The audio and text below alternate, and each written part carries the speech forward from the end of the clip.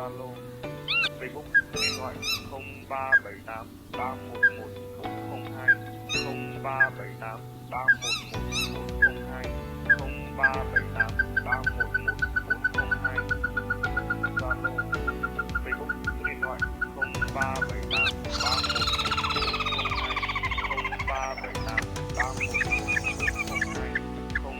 0378 311 402, 0378 311 402. Zalo, Facebook, điện thoại 0378 311 402, 0378 311 402, 0378 311 402.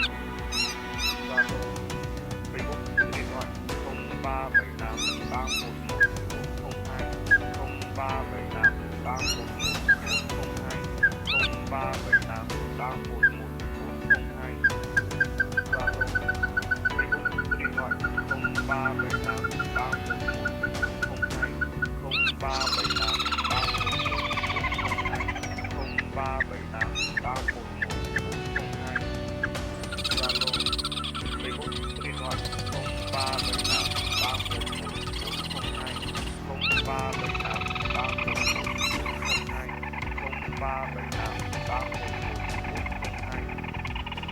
Zalo, Facebook, điện thoại 0378 311 402, 0378 311 402, 0378 311